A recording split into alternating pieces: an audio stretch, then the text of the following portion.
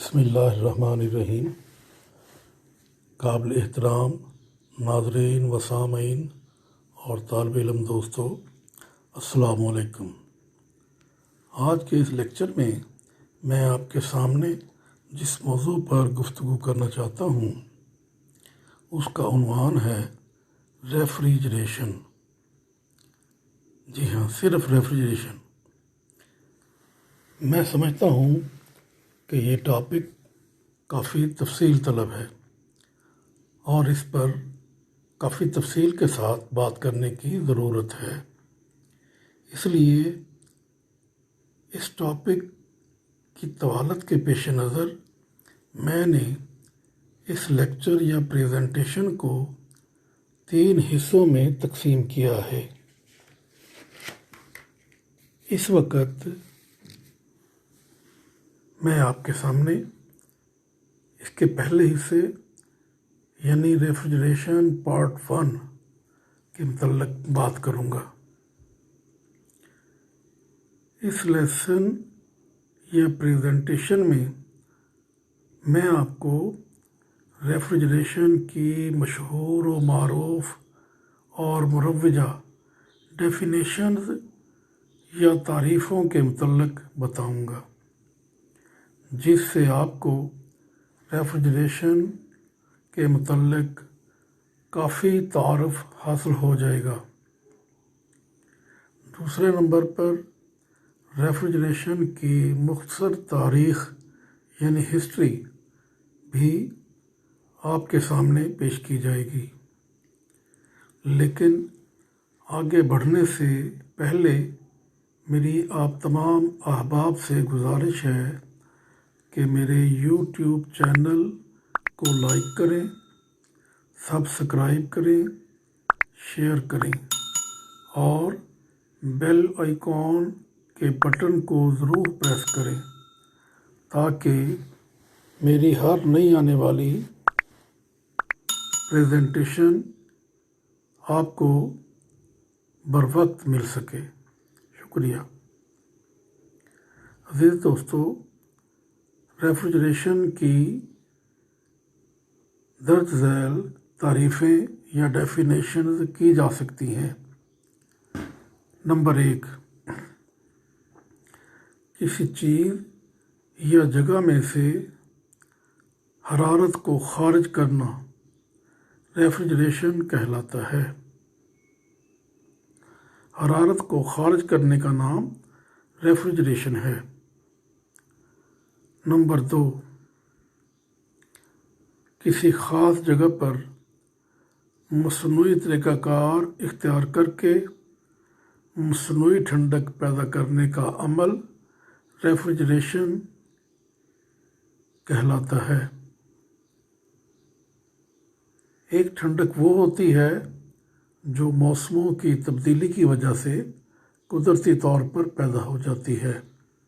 سردیوں کے موسم میں کمروں کا بیرونی درجہ حرارت بہت کم ہوتا ہے، تو یہ ٹھنڈک قدرتی طور پر پیدا ہوتی ہے۔ لیکن اگر بیرونی درجہ حرارت زیادہ ہو اور اس کے باوجود ہم کمرے کے اندر درجہ حرارت کم پیدا کر کے مصنوعی ٹھنڈک پیدا کر لیں تو اس کو ریفریجریشن کا نام دیا جائے گا۔ نمبر 3، کسی خاص جگہ کے درجہ حرارت کو ارد گرد کے درجہ حرارت سے کم کرنا بھی ریفریجریشن کہلاتا ہے۔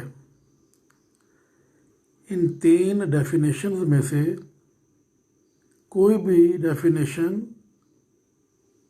بیان کر کے ریفریجریشن کے متعلق بات کی جا سکتی ہے۔ اب میں آپ کے سامنے ریفریجریشن کی مختصر تاریخ یا ہسٹری کے متعلق بات کرنا چاہتا ہوں۔ عزیز ساتھیو،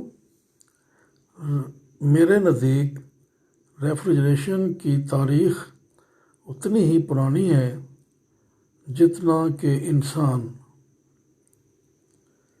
کیونکہ ہم جانتے ہیں کہ ابتدائی زمانے کا انسان جنگلوں میں وحشی جانوروں کے ساتھ ہی زندگی بسر کرتا تھا۔ اس کی خوراک جنگلوں میں پائے جانے والے پھل تھے، یا یہ انسان جنگلی جانوروں کا شکار کر کے ان کا گوشت کھا کر اپنا پیٹ بھرا کرتا تھا۔ حلال و حرام کی تو کوئی تمیز نہیں تھی، جو بھی جنگلی جانور سامنے آتا اس کا شکار کر کے گوشت کھا لیا جاتا تھا، اور جانوروں کے چمڑے یا کھالوں سے لباس بنا لیا جاتا تھا۔ اب ہر انسان اپنے شکار کیے گئے جانوروں کا تمام گوشت نہیں کھا سکتا تھا۔ جتنی اس کو طلب ہوتی تھی اتنا گوشت کھا لیتا تھا، اور بقایا گوشت بچ جاتا تو اسے بعد میں استعمال کیا جاتا تھا۔ لیکن اس وقت کا انسان اس بات کو جان چکا تھا کہ جنگلی جانوروں کا گوشت یا درختوں کے پھل، ان کو اگر فوراً کھا لیا جائے تو اس کا ذائقہ بہتر ہوتا ہے، لیکن اگر بچ جانے والے پھل یا گوشت کچھ دیر بعد یا چند دن کے بعد کھائے جائیں تو ان کے ذائقے میں تبدیلی آ جاتی ہے، کیونکہ ہوا میں موجود خاص قسم کے جراثیم جن کو بیکٹیریا کہا جاتا ہے وہ اس گوشت میں پیدا ہو جاتے ہیں اور خوراک کے ذائقے اور رنگت کو تبدیل کر دیتے ہیں۔ یہ جراثیم یا بیکٹیریا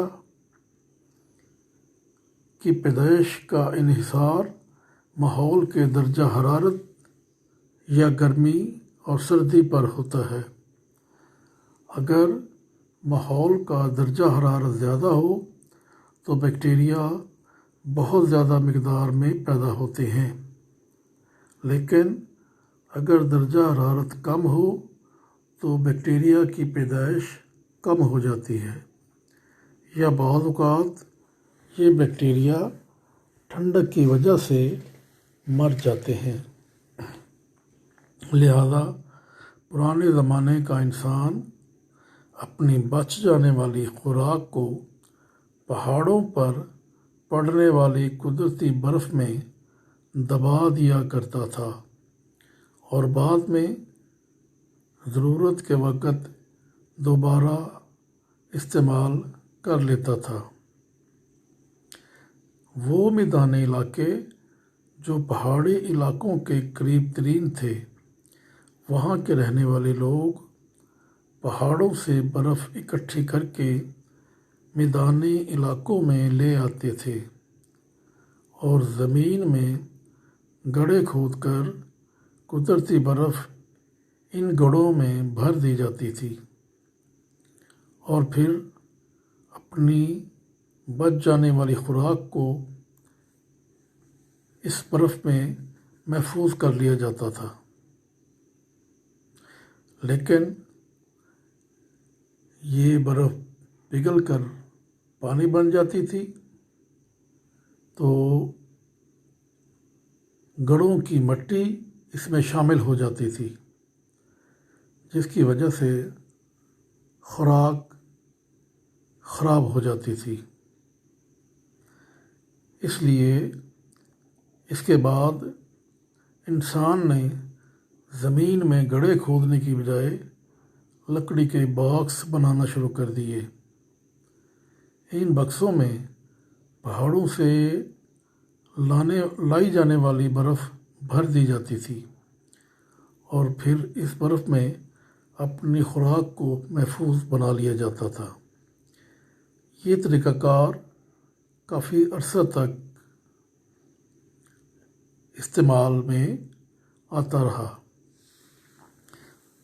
رفتہ رفتہ جب انسان نے علم کی طرف توجہ کی تو انسان نے سوچنا شروع کیا کہ ٹھنڈک پیدا کرنے کا کوئی مصنوعی طریقہ کار تلاش کیا جائے، کیونکہ پہاڑوں پر برف عموماً سردیوں کے موسم میں پڑتی ہے، گرمیوں کے موسم میں نہیں پڑتی، اور وہ میدانی علاقے جو پہاڑی علاقوں سے کافی دور ہیں وہاں تک برف کو لانا بہت دشوار تھا، بلکہ بعض اوقات ناممکن بھی تھا۔ لہذا 18ویں صدی میں انسان نے مصنوعی ٹھنڈک پیدا کرنے کے بارے میں سوچنا شروع کیا۔ مسلسل تجربات کے نتیجے میں 1820 میں سب سے پہلا مصنوعی ٹھنڈک پیدا کرنے والا کامیاب تجربہ ہوا۔ دوسرا کامیاب تجربہ 1834 میں کیا گیا۔ ابزارپشن ریفریجریشن سسٹم کے تحت کام کرنے والا پہلا ریفریجریٹر 1855 میں بنایا گیا، اور کمپریشن سسٹم کے تحت کام کرنے والا پہلا ریفریجریٹر 1918 میں امریکہ کے اندر بنایا گیا۔ ان کامیاب تجربوں کے بعد بہت سی مزید کمپنیاں اس میدان میں آئیں اور انہوں نے مکمل آٹومیٹک اور جدید ریفریجریٹر تیار کرنا شروع کر دیے۔ اس کے چند سال بعد کمروں کے اندر بھی مصنوعی ٹھنڈک پیدا کر کے ماحول کو ٹھنڈا کرنے کا یا گرم کرنے کا رواج بھی شروع ہوا، اور اسی طرح گاڑیوں، بسوں وغیرہ کے اندر بھی ریفریجریشن کر کے مصنوعی ٹھنڈک پیدا کی جانے لگی، اور آج ریفریجریشن انڈسٹری اس قدر ترقی کر چکی ہے کہ یہ انسان کی زندگی کا لازمی حصہ بن چکی ہے۔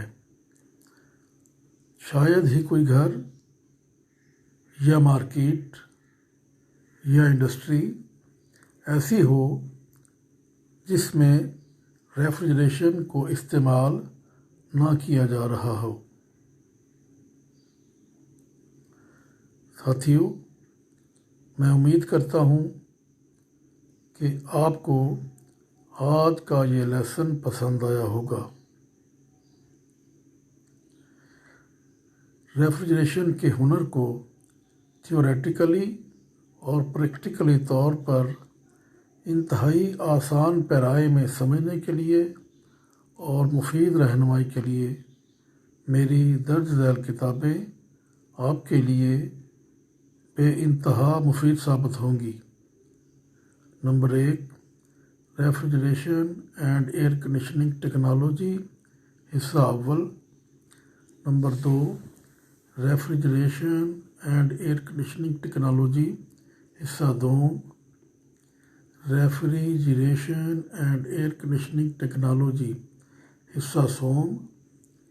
Number 4، refrigeration and air conditioning technology, حصہ چہارم number 5 refrigeration and air conditioning technology حصہ پنجم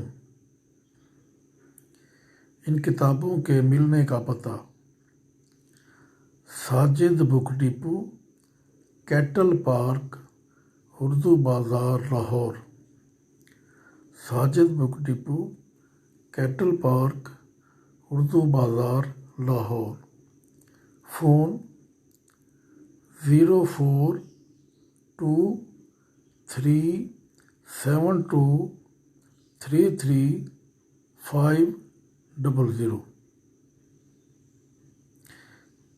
اس کے ساتھ ہی میں آپ سے اجازت چاہتا ہوں، اگلے لیسن میں پھر ملاقات ہوگی۔ السلام علیکم۔